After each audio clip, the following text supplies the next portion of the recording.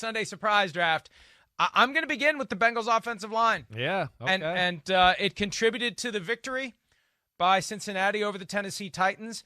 I remember very vividly, to my chagrin, sitting in this seat on Thursday during the PFT PM Chris Simms Unbuttoned Joint Mega Picks podcast saying, what the hell is wrong with Vegas? Why are the Titans only 5.5-point favorites? They're going to go in there and beat the crap out of the Bengals. This is ridiculous. This is the lock of the week.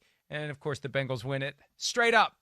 Thanks to that 80% turnover in the offensive line. They got it together. Joe Burrow doing great things, and the Titans' defense not doing great things. But that offensive line, to have that much of a change from one week to the next due to injury and new guys joining the team and just everything just kind of thrown together on the fly, they made it work. And kudos to them and kudos to the Bengals. Chris. Yeah, no, I mean, unbelievable, really. I mean, great job by the defense. Burrow was phenomenal.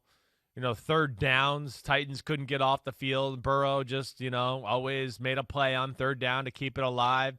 Made another big play on fourth down at one point to where they gave him enough time to move around back behind the pocket on a 4th and 4. He makes a big throw down the middle to T. Higgins, who's becoming his go-to guy. So, yeah, that was cool to see. It really was. And I'm on the Joe Burrow bandwagon already. Just the way he handles Hang on a second. Before you go to your first pick, should they not trade A.J. Green for whatever they can get for him? I don't even. Should they not dump him today? Yes. I don't know. Why not? I mean, again, what are they going to do? Are they going to pay him like big-time money next year? Are they going to pay him $18 and $20 million a year? No. No. Right. So trade him.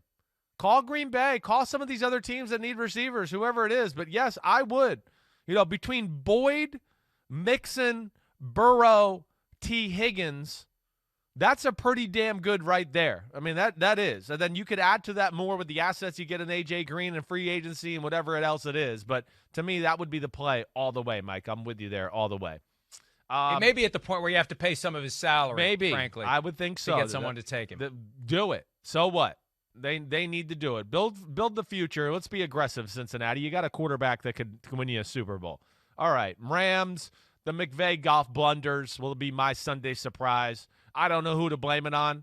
I mean, either way, I didn't expect I knew the Rams were going to go down there and struggle and have a tough time against Brian Flores and that defense.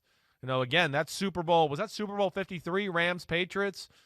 Yes. That was, there's a blueprint there as far as an understanding. That was Flores' last game as a D coordinator with the Patriots. Understanding that. But then just expose Goff and McVay with the pass protection stuff. And I got to think it's more Goff than McVay. I do on those plays.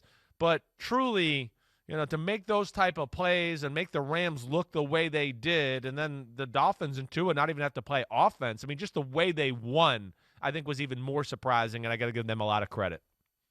Yeah, that really was a stunner as it was unfolding. It was like, as you said, Flores knew exactly what the Rams were doing and how to beat it, and the Rams had no answer for it until it was way too late. Next one for me, and I say this because I hear you talk about this dynamic all the time. Yesterday, I saw a video on Twitter of a guy who looks a lot like you but was wearing glasses talking about this same dynamic, the 49ers run game, and how it's adjusted each and every week to meet the nuances of the opponent, and it always works.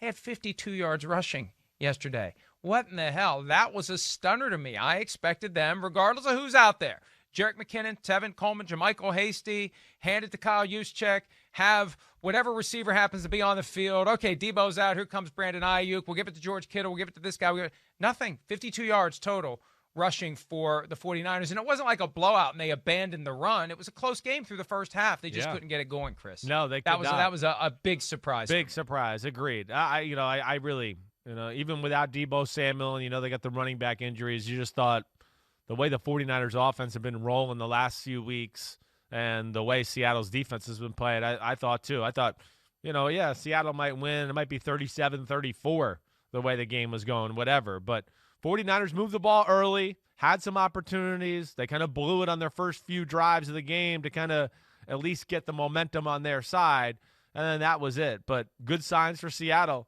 I mean, to be able to do that, and now you're going to have Carlos Dunlap added to the fray and Jamal Adams back.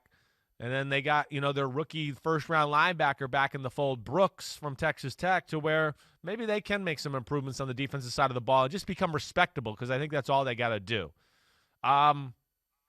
I don't even know why for my next pick.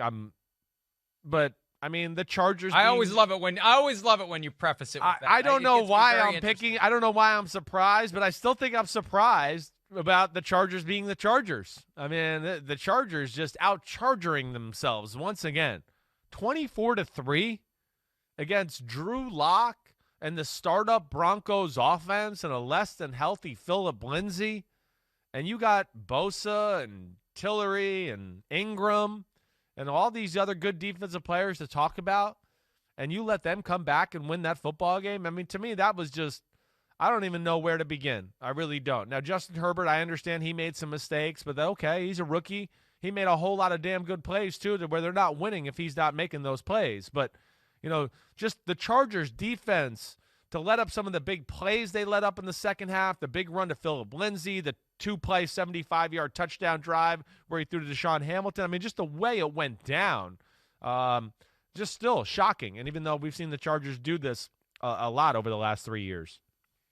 Well, and we've seen it 3 times this year, leads of 17 or more points gone. They've lost all of those games. That they are in Falcons territory. They just need to do it in a Super Bowl now to clinch it. All right, last one for me. This one comes from the Raiders-Browns game. We haven't given the Raiders a whole lot of love. Josh Jacobs had 138 rushing yards. He was the difference. He was the guy who, take me out in the cold and let me play some old school football. Right. There was one play where he had a tackler coming at him and he just popped him. I mean, don't come near me, and if you do, you're going to pay for it. So Josh Jacobs was a pleasant surprise.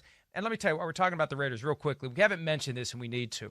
Trent Brown yesterday, this story about the IV where they got air in his bloodstream, which can be fatal. It's a serious health condition. It creates an air embolism potential. They had to take him to the hospital. Derek Carr was freaked out about it after the game. He said, we didn't know what was going on. John Gruden downplayed it. The NFLPA is already investigating, but we send our best to Trent Brown. That was a bad kind of a surprise yesterday. Second time this year we've had a needle mishap, and we just hope Trent Brown is fine. They kept him overnight, and hopefully he'll be able to return to Las Vegas today, Chris. Yeah, hopefully that he will. But, yeah, it makes it that much more impressive is what the Raiders did yesterday, running the football that way. I mean, because Trent Brown he's a bulldozer in the run game. So to not have him and still do that's very impressive. I think the last thing I got to go to here is really – I don't even know where I want to say. Lack of game. Do I want to give Dalvin Cook praise here, or do I want to crap on the Packers for lack of being able to battle up Dalvin Cook? What's more surprising to you? I guess I'm going to give this Dalvin Cook either way is the surprise. The 4 of touchdowns. Yeah, I mean, 41 years since the Vikings had 4 touchdowns. Right. I mean, just everything he did, the way he made the Packers look, run game, pass game was phenomenal.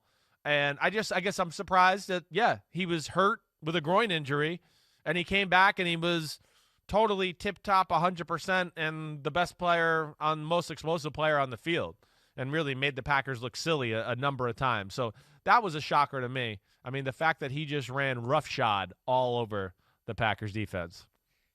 Yes. I did it. You've learned it. First roughshod. time ever. On the same day that you once again said tote the line, you at least you have proven you can be taught. Hi, I'm Mike Tirico, and thanks for watching. Make sure to hit subscribe for the latest news and highlights from NBC Sports.